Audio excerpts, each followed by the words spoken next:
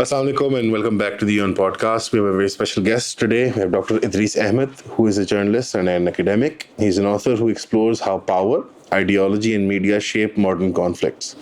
As director of journalism at the University of Essex and the author of The Road to Iraq, he scrutinizes the neoconservative frameworks that led to the Iraq War and how those patterns echo in today's crises.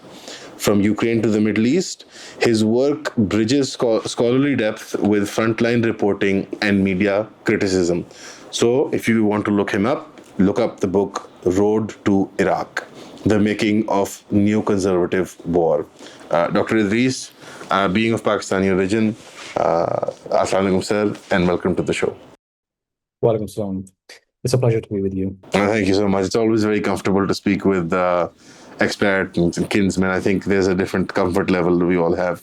Sir, your expertise on the building of narratives for conflicts is very important in this today's context.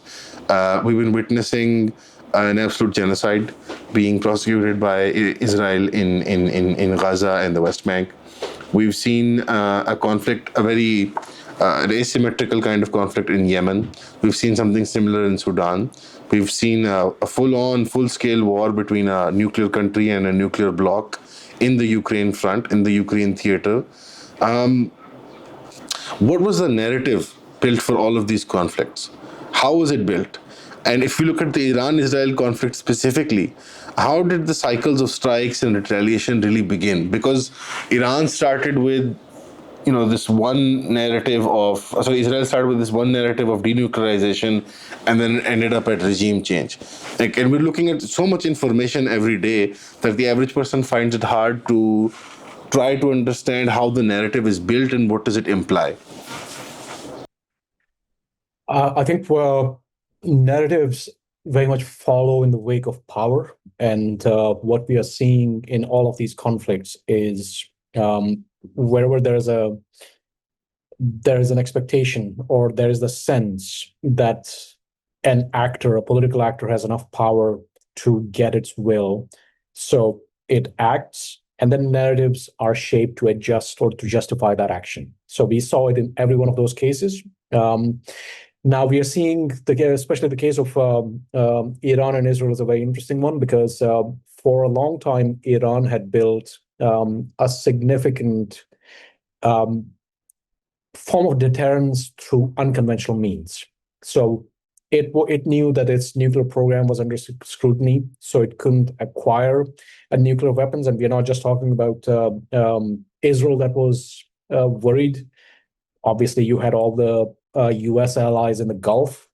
You had all the Gulf states, especially Saudi Arabia and the UAE. So they were also trying to do everything to prevent a nuclear Iran emerging. And so a result of that was that it became, even though it doesn't affect the U.S. directly, but it was sensed that it threatens U.S. interests in this entire region. So the U.S. and Israel were committed to preventing Iran acquiring weapons. Now, obviously, both of them are nuclear powers. The U.S. has nuclear weapons and Israel has nuclear weapons. And both of them, they also had this interest in maintaining this qualitative edge, that they wanted to be the preeminent power in this region. And that means that they cannot allow any other country to acquire nuclear weapons. And but Iran, because it had all these unconventional actors and it had various proxies across the region, so because of that, direct confrontation with Iran was seen as too risky. But Iran's power really, the past 2 years, it suffered major setbacks. Iran's biggest mistake had been its involvement in Syria, because not only that it drained its resources, so it ended up sinking over $30 billion there, but what it also did is that it really allowed the Israelis and the US and various other actors to penetrate Iran's security establishment. And that's why they have had such ease completely eliminating Hezbollah's top leadership, then completely eliminating the IRGC's top leadership. It was because it was completely infiltrated by spies from various countries.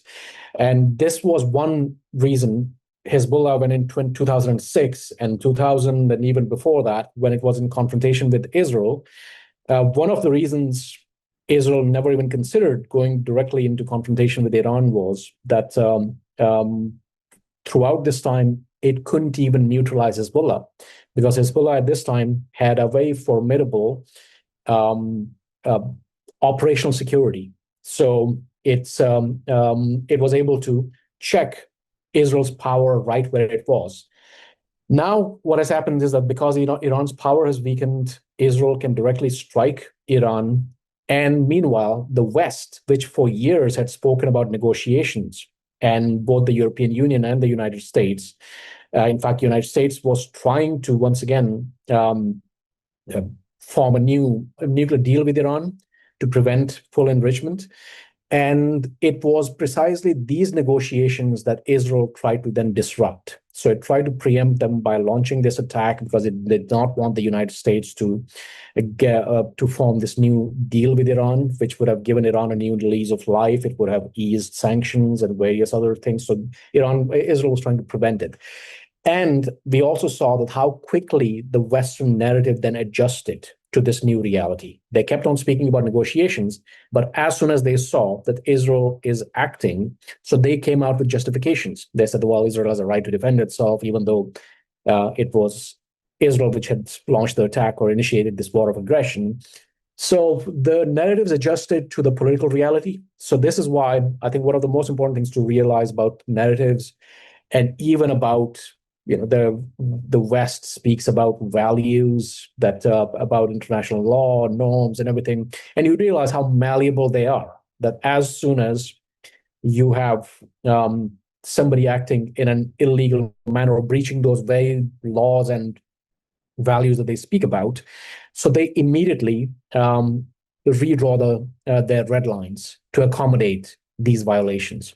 And so we have seen that in the current circumstance, and we have seen that on other occasions as well. But this was probably the most glaring, because everything that they had accused Russia of, they are doing right now. That's a very comprehensive analysis of the situation. I think that people would like to know about the background of the Iranian nuclear program, and why is Netanyahu so singularly obsessed with it? Because Iran, you see this long history from the 90s onwards where neocons, Israeli think tanks, lobby groups have been talking about just 6 months, 3 months, Iran's going to go nuclear. A year, Iran's going to go nuclear. And Iran has also teased and toyed with the idea, at least for public consumption, that it might potentially consider it, even though there is the moratorium and the fatwa that exists on the side of the religious leadership, that they consider nuclear weapons as haram or forbidden or impermissible. That they played a very coy sort of political game. What do you think is the real background of all of this, and why is Netanyahu so obsessed with them, the Iran being a potential nuclear threat? And there seems to be much more to it, like you said, with the redrawing of the red lines, that it seems to be more of a regime change operation. The nuclear, and like you said, Iran has been weakened in the Syria conflict and has lost a lot of strategic assets. Like with that, the guarantee that Israel has that it can strike it now, does it also have sort of credible intelligence that Iran is not a nuclear nation and is not potentially a nuclear threat, which is why it is doing these strikes? Well, Iran's nuclear ambitions go a long way back. I mean, they go back to before the Islamic Revolution. In fact, it was under the Shah that they were trying to acquire nuclear technology. And this was a common kind of in Iran, it's an uncontroversial thing that just like any other country in the world, that they are entitled to have access to nuclear technology. The nuclear weapons, there are different opinions. But the thing is that on nuclear technology, on having nuclear power, there's absolutely, there's no debate there, that it's something that they feel like they're entitled to. And, there's no reason why they shouldn't have that. what happened in 79 is that after the Islamic Revolution, obviously the dynamic completely changed because the Shah's Iran used to be a very close ally of Israel. Even though you'll find this old interview with the Shah, you can find it on YouTube, that even at the time, he was very conscious of the fact that what kind of influence Israel exercises in Washington. And he spoke about the double standards, even the Shah, who was a close ally of Israel. But what happens is that once the Shah is overthrown, and now the very first thing that happens is that the West tries to mobilize, they try to contain Iran. I mean, Iran also made at the time statements that how they're going to export this revolution and everything. So because of that, what happened is that all these states around there was especially Saudi Arabia, was spooked by that because there was also an uprising in Saudi Arabia shortly afterwards. There was a siege of Mecca. And so what happens is that they were spooked by it, and Saudis then activated Saddam Hussein to invade Iran because they thought that, well, Iran is weak at the time because the revolution had just happened. Its military was in a disarray.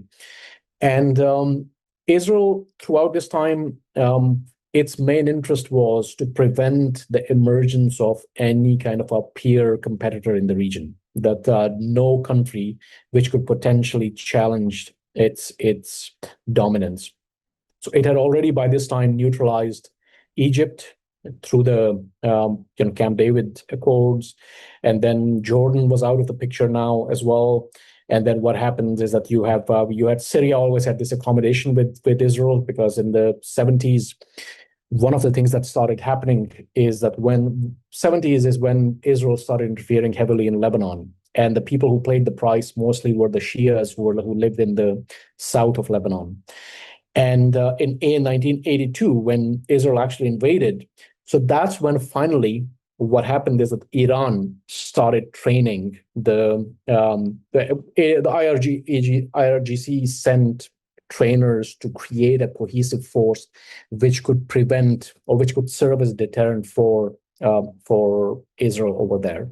So that was kind of that created this direct confrontation because of Hezbollah, that it creates this direct confrontation between Israel and Iran. And because Iran, even though its technology was quite out of date and it was constantly under sanctions, so it didn't really have the power. And by the time after 1991, Iraq became an irrelevance. That was no longer a threat. So Iran remained the only potential challenger for Israeli supremacy. So because of that, they kept on inventing this thing that, well, Iran is 1 month away or 2 months away or 1 year away. And, they kept on changing that statement about how it's this threat. And what they were trying to do was mainly throughout this time, get the US to take action. And even at the time when Iraq war happened, so the Israelis lobbied hard that Iran should be part of you remember the whole axis of evil thing. So they wanted to make sure that Iran was part of any kind of a US intervention. In fact, there's a guy called David Wurmser who wrote a book, one of these leading neoconservatives, which was all about that the US used to have a policy called dual containment, which was containing both Iraq and Iran. But he proposed a new policy, which was of dual rollback, and which was to exploit, there's a schism within Shiism, because the Khomeini had brought this new concept of the Vilayat al-Faqih, which was that how the supreme leader is not just the theological authority, but also the political authority. In Iran, Ali Sistani, he doesn't subscribe to that, and because Sistani was a potential rival to the Iranian Ayatollah. So their whole strategy was that let us exploit this, that the rift within Shiism, to create dual rollback, that let's try to find people who are loyal to Ali Sistani in Iran and use them against the Iranian regime. So they had this long-term strategy. So it goes back decade. Their whole idea was to eliminate Iran as a potential threat to Israeli power in this whole region, because Israel always had this existential anxiety. It knows that it has displaced Palestinians from their lands. It has captured their homes. And all of them will obviously, if they had the power, they would want it back. So because of that, it's had this existential anxiety that it has to create this whole region to become, to submit to its force so that the Palestinian question becomes irrelevant. So Iran, before that Iraq, so they were seen as these potential obstacles in that path of this complete dominance. So that is basically the context to this more than now, nearly 40 years of this conflict. In fact, more than 40 years now, that Iran has been a target of Israeli this Aggression, scheming, if scheming. not direct military intervention. Right. So you mentioned Ali Sistani and the potential usage of dual rollback of taking the Shia schism, which is around the concept of the Wilayat al-Faqih, and then to engage them in some sort of political crisis or conflict amongst each other. We saw this time around there was a reiteration by the Kremlin, by Ali Sistani, by across the board, that regime change was not going to be something that we would tolerate, and that assassinating or targeting the supreme leadership, even Ali Sistani came out and said that this would create like a religious panic, and it would create extremism in the region, and there would be a chaos in the whole Middle East and South Asian territories.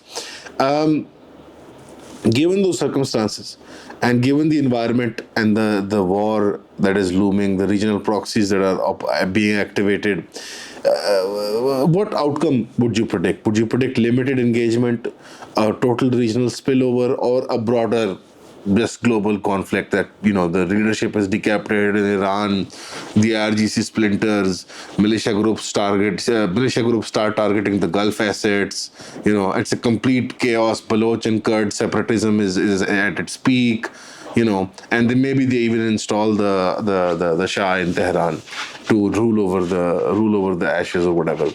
On this full spectrum, considering that America is in a wait and watch policy, and trying to do a risk assessment of what it can afford to do, what do you think is the scope and scale of the conflict going to be? Well, I think Israel's preference is always going to be that, okay, there is chaos in Iran, as long as it triggers an Iraq type of a situation. Like after the war in Iraq, obviously, one of the consequences of that was that from 2006 to 2007 there was this very bloody sectarian war. So which was like the worst episode in Iraq's history. Going, even if you think back to the Mongol times, that this became like one of the worst episodes in Iraq's history. And obviously, Israel could just watch and enjoy, because it was, that a major potential Arab power was imploding, and it was just sort of like and not just imploded afterwards. You had consequences, like ISIS emerged out of that whole fiasco, and here as well, one of the consequences is going to be that, yes, Israel has always had this strategy of fanning any kind of a separatist movements. So already it has been doing that for quite some time. It has been trying to provoke the Kurds. It has been certainly trying to provoke the Baloch. So it's Memory TV's picked up Baloch activism now, which is hilarious. So the thing is that they are going to pick up any kind of a separatist movement or any kind of a fragment, any centrifugal forces that they are pulling apart. So they're going to pick those up and amplify them, and which keeps them, which takes the problem off their hands, and it creates just it becomes like this contained fire which is just consuming itself internally. And obviously, Iran also has chips to play. Like in Iraq, it has got all these friendly militias, so that those will become a threat to U.S. interests there. And they can do the same thing. I mean, they still have the influence in Yemen, so they can activate things over there. Hezbollah, they have kind of had their relationship have frayed, because there's a lot of resentment among Hezbollah people that when Israel was completely with impunity attacking them in 2024, and finally also eliminated Nasrallah, that Iran, they expected, would do more. So they were really underwhelmed by Iran's support. In fact, Iran, all it did was just launch this symbolic this missile salvo, but they also gave them a one-day forewarning to the Israelis. So it was just supposed to be a symbolic action. So the Hezbollah people are quite because of that, there's a lot of resentment. So that's one of the reasons why there were no, even when all these attacks happened. So Lebanon has not come to Iran's defense, just as they felt that Iran didn't come to their defense when Hezbollah was under intense attack. So I think there's a sense here as well in Pakistan on ground where even amongst the Shia militia groups as well as some of the Shia ardent support of Iran, that Iran strategic patience was did not pay off, and it almost seems like in a cynical calculus, Iran made the choice between Irani mainland getting attacked and Hezbollah, and they chose for Hezbollah to be thrown to the slaughter. And so Israel would be entertained by a chaos and a regional spread. Iran wants a controlled conflict where it does not have to go to the point where it targets Gulf assets. That is too much of an escalation for Iran. Iran is playing the cool game, the long game. The US is the dark horse here, right? Everything is balancing on the US deciding to go either which way.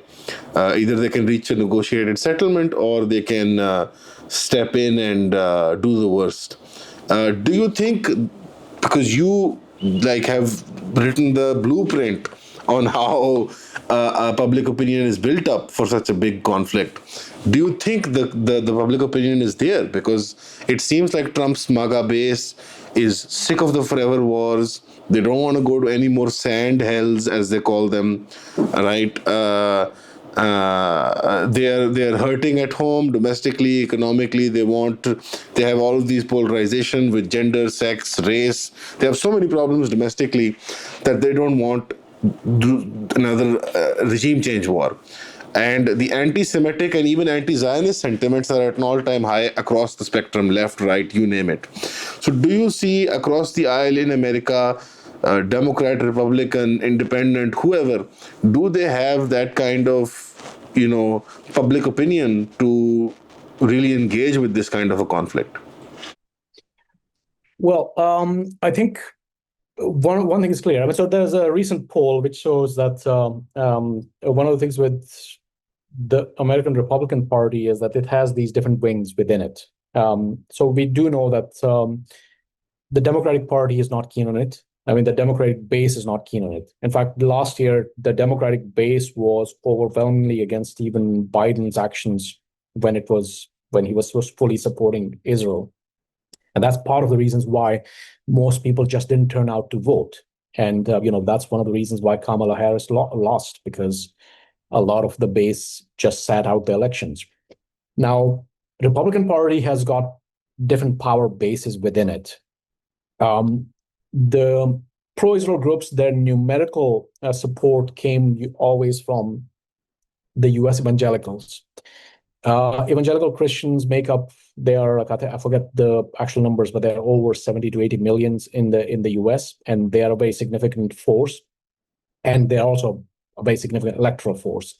And they have their fanatical views, and that they are very supportive of Israel. And so what has happened recently is that there's a big rift that has emerged in the Republican Party. That you have on one hand the isolationist wing, and which has always been around. That you were all the way going back. Ron Paul and all these guys, they existed, yeah. Before that, there was actually a sentiment before the Second World War. There were people like Charles Lindbergh and all that, so that they among them there was a take that this has got nothing to do with us, and the U.S. should only. I mean, there's it's not exactly a progressive force. It has like a really, in fact, at that time it was quite sympathetic to Nazis. So, but what happened is that it persisted. That you had in the Republican Party, so it persisted. You had people like Buchanan and Pat Buchanan, I remember. Yeah. So the thing is that they were all quite isolationist And so you have that force.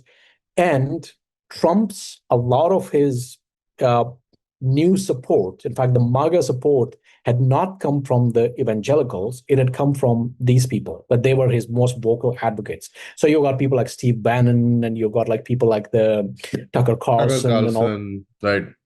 So these people are right now really angry about it because they do not want the U.S. to be involved in another Middle Eastern war. Not exactly for any kind of humanitarian reasons. Most of them just don't think that Middle Eastern wars have anything to do with them. That the U.S. should be Dealing with China. Dealing with China. Yeah. Yes. So the thing is that they are very upset with him at the moment, and people like Bannon are calling him out. People like Tucker Carlson are calling him out. Even his more kind of the more younger MAGA base. There are people like Charlie Kirks, and there's the Theo Vaughn. Even the Groypers, the most Yeah, extreme far right groups like Nick Fuentes and all, they are all calling them out. They are yeah. basically Like the popular new figures like Joe Rogan and others. So these Subhanallah. people are. Yeah, Subhanallah. so they are kind of they're not keen on it. So No. they are all unhappy with him. And the thing is that Trump, obviously, his instinct is also not to get involved, but he also at the same time he likes to see success and wants to align himself with it. So there was a recent report that apparently he was just watching Fox News, as he does all the time, and he saw that Fox News is covering Israel's actions in this very glorified terms of, wow, look at how their military is just so daring, and they've eliminated Iran's top leadership with such ease, and they're doing this, they're doing that. So Trump apparently just wanted part of that glory. So he immediately claimed, which was false, that he said, well, this action was done with his approval. Actually, he had tried to prevent it. But he now wanted to act like he also started issuing threats and everything. And just yesterday, because I think that the other message got to him as well, that his own base is quite certainly divided, if not openly against it. So what he started, and even within his I should mention that, even within his administration, so you have people like probably the two representative faces of that are, one is on one hand Marco Rubio, who's very close to the neoconservatives, so he's all very pro-Israel, very interventionist. And then you have somebody like J.D. Vance, who's a total kind of a kiss ass, but at the same time, his instinct is very much the isolationist one. That he is, in fact, even when those texts were released a little while back, when that journalist got pulled into it, so it was clear that in the discussion, that J.D. Vance kept on saying that, well, what has this got to do with us? Like, why are we attacking? Yeah, in the meanwhile, he's been in Greenland. He's been in Greenland because that's part of the isolationist package that people like Steve Bannon were selling, that from the Atlantic all the way into the Gulf of Mexico, or Gulf of America as they call it now, America has to pursue some sort of new Monroe Doctrine where they sort of separate themselves from the rest of the world, and they practice the circle of sphere of influence in Western Europe and in North and South America, and that's it. But there is a tacit involvement as well, even with people like J.D. Vance, considering that he was, groomed to be this new guy by the people at Palantir. He has these deep relationships with Palantir, and Palantir is providing the software that the IAEA uses to test and to calculate the statistical risk of nuclear proliferation. So the connections and the deep connections between tech industry and finance industry and lobby groups are being exposed. So I think that Trump is mostly surrounded by Israel lobbyists, like from the small scale to the actual politicians like Ted Cruz and Marco Rubio. Like Ted Cruz and Tucker Carlson's debate the other day was like two, physical embodiments of the American deep state having a public debate. It was very funny. One of them was like, China is our enemy and we have to fight them now. And the other one was like, China is our enemy, but we have to fight them through Israel. There's like, it's a very slight deviation in the policy. Yeah, I think this is why the personal convictions become most of them irrelevant in the case of normal politicians. The thing with Trump was that he's not a normal politician, that he wasn't brought in by the lobby groups and all. And in fact, that was one of the things that they couldn't entirely control him. And so because of that, what has happened is, so right now they're deeply upset because he suddenly stepped back. So now he says that in 2 weeks, he'll decide. So they're quite upset by that because they know that how easily distracted he is, that within 2 weeks, he'll find some new thing to obsess about, and then he will completely forget about this. So for Iran, it is a good sign. For the isolationists, it's a good sign that he has stepped back from that notion of that. Okay, we are going to immediately launch something, because I expect that people like from his own isolationist base have had some kind of a chat with him, and What do you make of people like Seymour Hersh making the statement that it's going to happen this weekend? This is a distraction. America will end up bombing Iran. And what do you make of people like that? I wouldn't trust Seymour Hersh, because in the past 15 years he used to be one of the world's best journalists, and he had great sources within the security establishment. But the thing is that most of his sources are people who haven't been in government now for more than 20 years. So most of the time they are regurgitating their own kind of theory. So he got like things not just extremely wrong. He misreported Syria thoroughly. He outright kind of misreported the whole conflict. And so what happens is that, and also he did that whole thing about Pakistan as well, that how with the Bin Laden raid, that he wrote a big piece about it, which was just it was full of nonsense. So the thing is that I wouldn't take my information from him, because his sources have not been in government for more than 20 years. So I doubt that the US wants to take that kind of a risk, because there are so many variables here. Because the variables are not just like what Trump thinks or what the lobbies think and all, because there are other variables. Like US has, in fact, one of the things that the US always had to balance was, on one hand, you had the pro-Israel groups, which are very powerful in the United States, and which have their own demands. And then the US government always had to contend with the reality of Gulf power, that they also had to keep countries like Saudi Arabia and the UAE and others on board. So the problem for them is, any kind of a risk from US action obviously is not going to be borne by the US. It will fall on Saudi Arabia, Bahrain, and places where there are US bases, that they are vulnerable, including Iraq, that Iran can potentially then retaliate there. So because of that, what happens is that they would certainly not want to see the US, even though none of those countries wants Iran to have a nuclear weapon, but none of those countries also want to see the US dropping some major bomb on Iran, because they know that they are exposed, that it's going to, any kind of retaliation, it could come on them. Uh, yeah, that's a fair analysis of the situation. I have two questions, considering you mentioned Pakistan. Number one is related to the extension of the Seymour Hersh question, which is, you've seen the rise of open source intelligence tools and verification techniques and expertise. And so, how big of a role will the news reporting cycle have and fake news have in these conflicts, like we saw in the May conflict between Pakistan and India? Similarly, Pakistan has recently been summoned.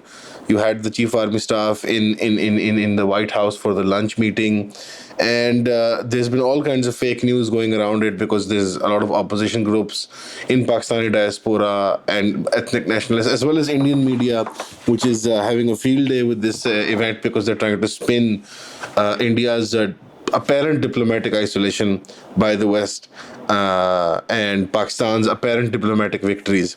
So, what do you make of both of these things? And I think they have an interplay in terms of what was the actual outcomes, do you think, of the meeting between the Pakistani state and Donald Trump? And how does the media play a greater role in the kind of reporting that is being done with these conflicts? Well, obviously, there's a lot of speculation that happens, and the fact of the matter is that I doubt that.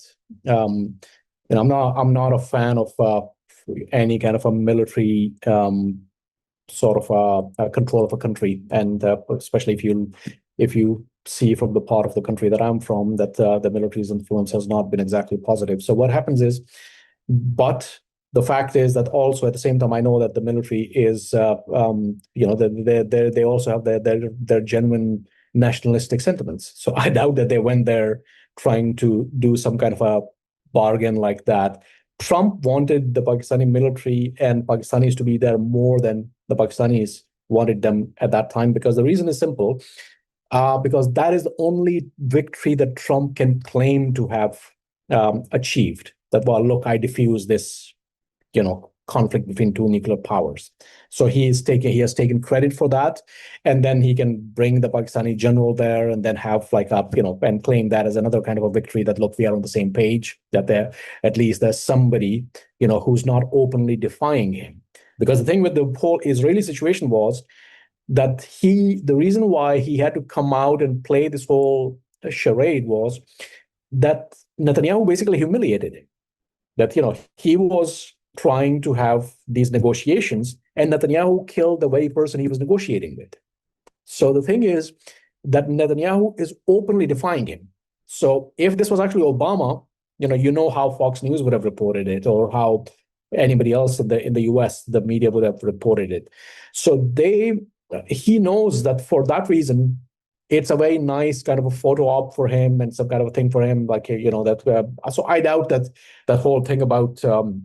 I saw that there was screenshot being circulated about that, how the U.S. Pakistan has traded open access to ports and to whatever else and all. That's also nonsense. I mean, these are kind of stories that get planted. The U.S. can fly out of Iraq.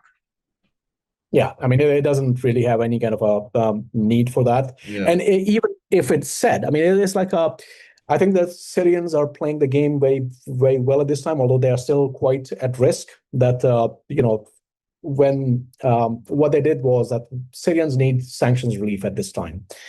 And so what happened is that obviously the US government itself doesn't have any reason not to lift the sanctions. But the big obstacle was the Israelis, because the Israel lobby in the US didn't want the sanctions to be lifted unless there's a quid pro quo that forced them into normalization with Israel. So what the Syrians did was quite clever, that they said, okay, under the right circumstances, we will consider it. And they left the whole under the right circumstances completely vague, which means that they can always say, well, these are not the right circumstances. Those are not the right circumstances. What they want right now is the sanctions to be lifted. And it worked. So the US is lifting those sanctions.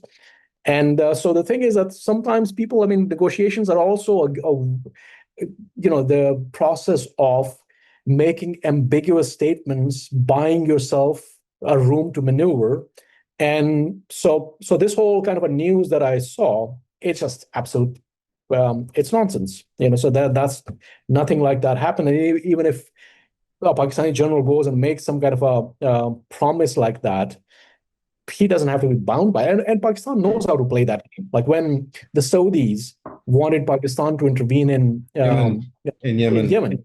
Yeah, so they kind of brought up procedural reasons to say that, well, we can intervene. I mean, when was the last time the military submitted to the will of the parliament? But the thing is that you can use that as an excuse for not doing something. Yeah. No, yeah, it's always a delight to see the way Pakistan differs to its parliament when when it wants to say no. It's like when Muslims say Inshallah. It's like it's one of those things. Right, yeah, we've seen the role that fake news has been playing. You saw the conflict in May as well. I'm sure you observed it very carefully and closely. Do you think that in all of this, Pakistan has diplomatically, because again, we have a Pakistani audience, so they do need to understand in the lens of Pakistan. Do you think Pakistan has come away from that conflict with India in a better, stronger diplomatic position, especially now in the Iran situation as well, where we're geographically as well as diplomatically in a solid position right now? Yeah, and I think it's also kind of a testament to every country needs some kind of capacity for deterrence. If you don't have it, what happens if it had gone badly for Pakistan will be in a very poor position. And so the unfortunate thing about international relations is that power becomes the main currency, which gives you credibility. And in this case, the fact that Pakistan was able to resist a major, this sort of a threat from a major nuclear power. So it certainly built Pakistan's credibility and prestige to some extent. And so what it has done is that, again, that's what the only reason Trump wants a Pakistani general in his, in his audience. Because the thing is, if it had gone badly for Pakistan, that's what happened with Iran. That Trump in the first term, so there were at the time John Bolton and McMaster and all these guys, they were really keen to bomb Iran. But what happened is that Trump, reined them in, and he just refused, because at the time Trump saw Iran as a major power, and he saw Iran as like somebody as a country that could do damage. One of the things that happened in the past year is Israel exposed Iran's vulnerabilities. That and especially right now, that what's happened is that Iran's capacity to do damage, its limits have been exposed, and suddenly Trump sees that, and he suddenly has immediate contempt. And what he does is that he wants to now be part of the other side, the winning side. The winning team, yeah, he has that attitude to be with the winning team. Do you think that Iran is playing coy and is not exposing its real capacity and power in terms of dealing damage? Because in the first 48 hours, yes, I think everyone was panicked by the speed and efficacy with which the Israeli intelligence operation was carried out against the IRGC. But Iran has maintained course. It has maintained its strategic patience, slowly escalating. And now, wouldn't you say in the last 48 hours especially, Iran has showed a lot of the vulnerabilities in Israeli air defense, for example? Well, so obviously there are two things that have happened. The one is, and here the gap, this is where the narrative becomes important. That the thing that has happened is that Israel struck, and the reason why the Israeli attacks were more consequential was because they did something which was, which Iran has just not been able to do, which was they were able to decapitate Iran's entire leadership. In fact, even yesterday, they attempted that the place where they suspected Ayatollah Khamenei to be, so they tried to bomb this underground bunker. So they are really going for it. So they are, going for a full-on attempt at decapitation. Iran has shown this capacity that, okay, it can absorb the attacks and it can still hit back. The only thing is that the hitting back is quite, its effects are very limited, and they're not in any way similar to what Israel is doing. Because Israel has, the thing that shocked many people, including me, was because I expected, Iran has had 40 years to prepare for this.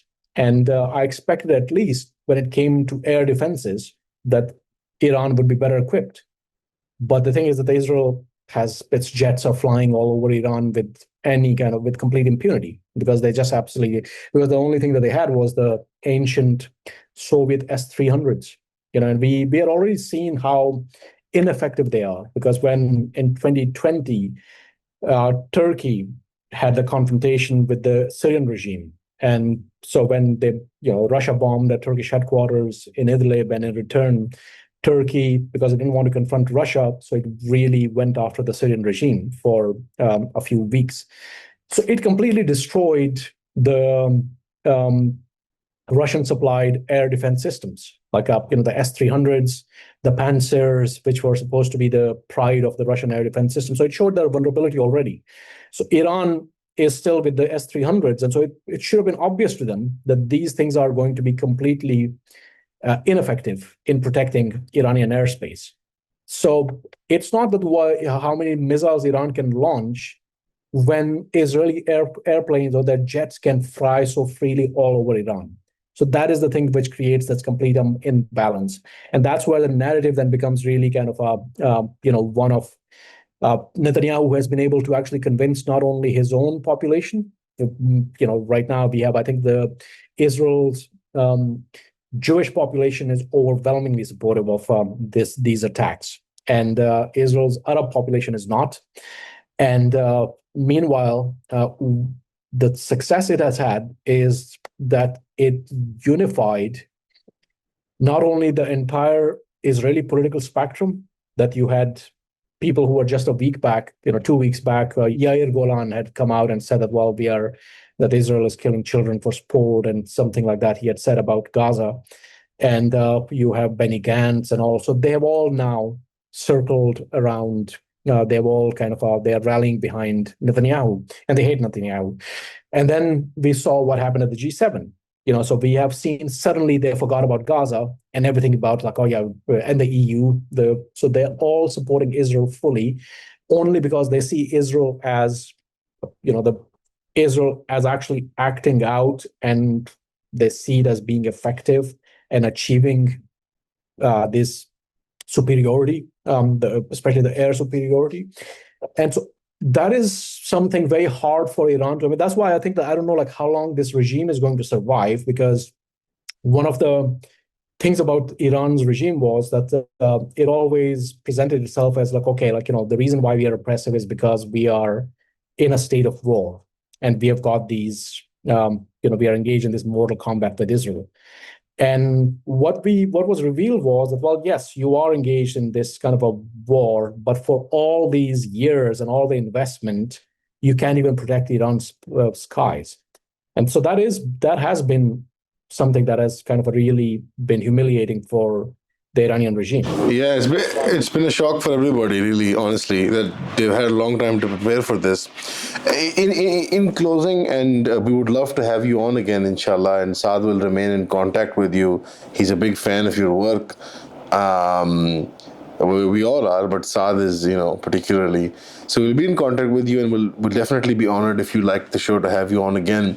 But in closing, would you like to give your own personal, concentrate of all of your knowledge and work in journalism and academia?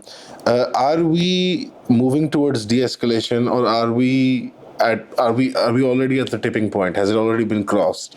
And if either scenario, what gives you hope, or what causes you to be alarmed or scared for this bigger global regional conflict?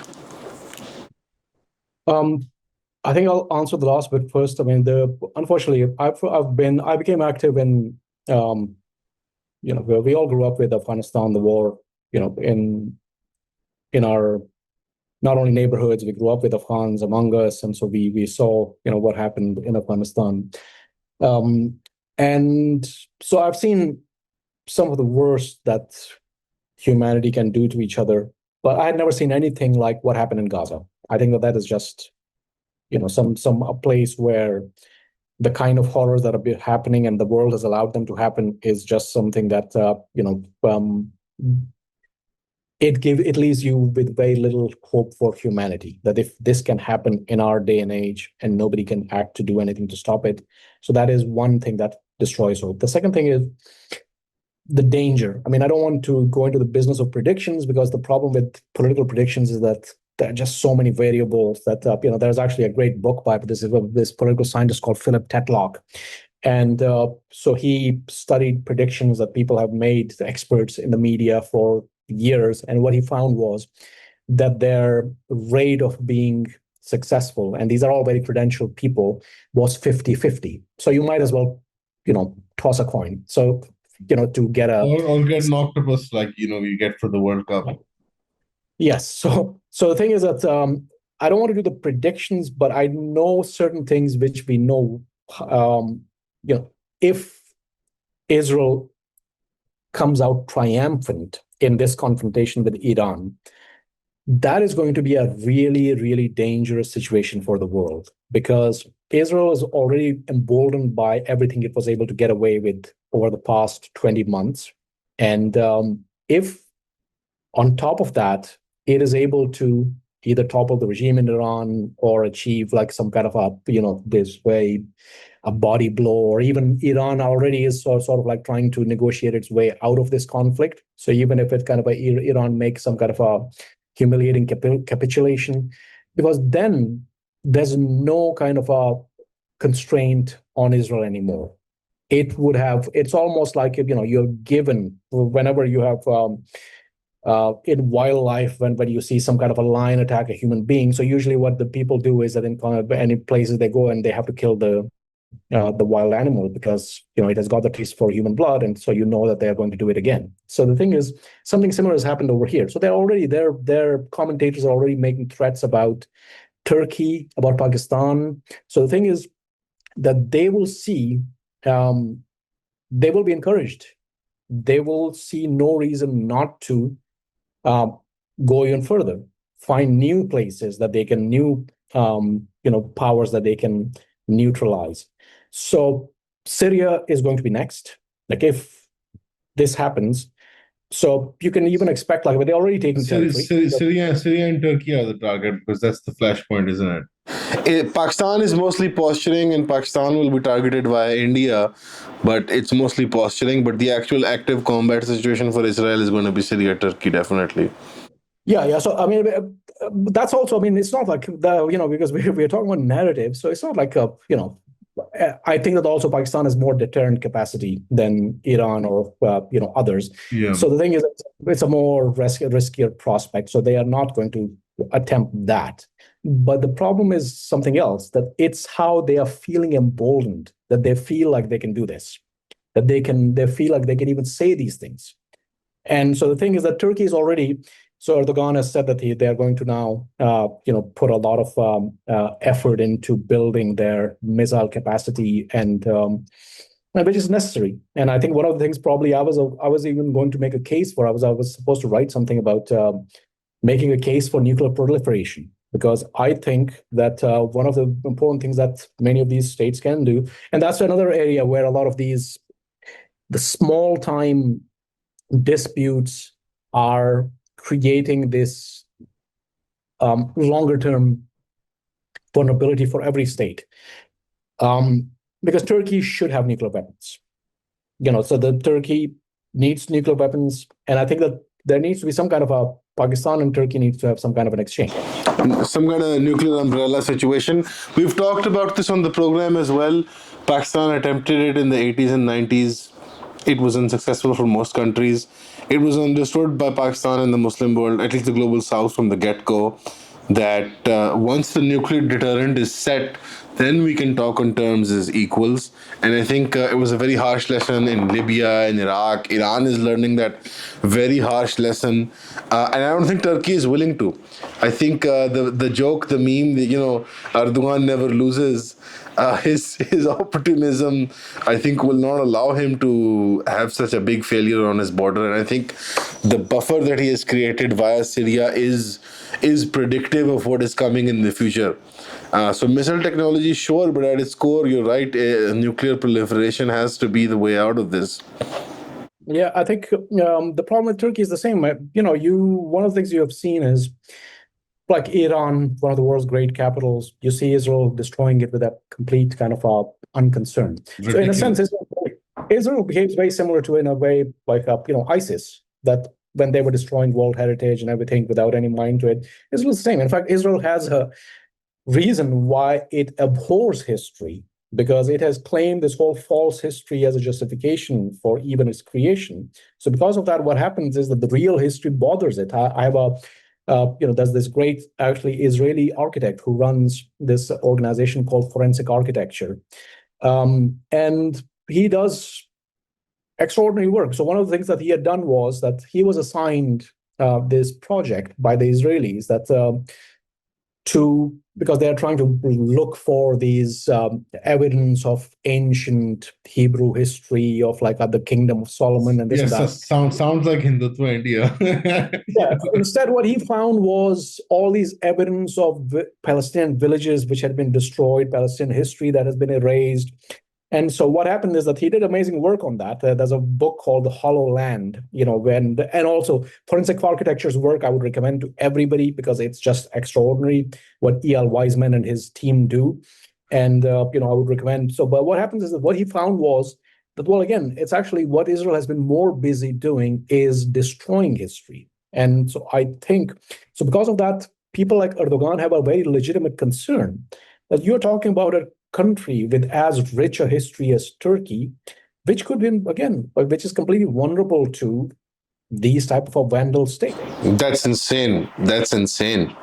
That's insane. When you put it in context of the territory of Anatolia, which is like been a bedrock of human civilization for thousands of years, it would be absurd. Going back, in fact, the oldest site that we now know for human beings to have built a structured, town, city, or temple, or whatever, is Göbekli Tepe in Turkey. It's the oldest intact site we have right now. Insane. It is just imagining it is horrifying that Israel would, with American impunity, by the way, act like this. Maybe the Americans did the same. In Iraq, they actually had one of the most ancient sites from the old Mesopotamia. Yes. So what they did is that they built a helicopter pad next to it. So the helicopter was blasting the sand into these, very ancient, fragile, well-preserved artifacts of thousands of years of history, and which were gone like this. So later on, that's why when people were talking about ISIS doing damage to it was so ridiculous. I mean, to this day in Pakistan, the liberals will talk to you about the Bamiyan Buddhas, and you just want to give them a smack. In Pakistan, this is a real problem where, like, every time you talk about Afghanistan, there's like this, the hypocrisy of universal morality, where they talk about the Bamiyan Buddhas, and like, you were starving those people, and you expect them to preserve the Bamiyan Buddhas in exchange for some preservation money. Yeah, I mean, I think that's kind of I mean, I am like obviously I am not one of the Pakistani. I know the people that you're talking about, Yeah. but the thing is that if that was a loss to. It's tragic. No, it's tragic. It's completely tragic. So, But you can't starve and carpet bomb people and then expect them to when you say jump, they say how high. You can't make Afghans jump. You know what I mean? So my problem with that is that, okay, I completely because those were there for thousands of years. Those were there through the early years of Islam, when all Yes. the Muslims came there and nobody had touched them. So the thing is that, yes, that is a big loss, and I would be with completely anyone who condemns that. Yeah. But that has to be a universal.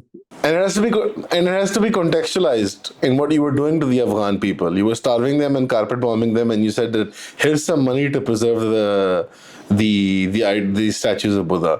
That's an insult to a civilization. Yes, because the thing is that the other thing that they started doing is right now we're seeing that in Gaza, that you have there were mosques which were 1,000 years old. There is a ancient church.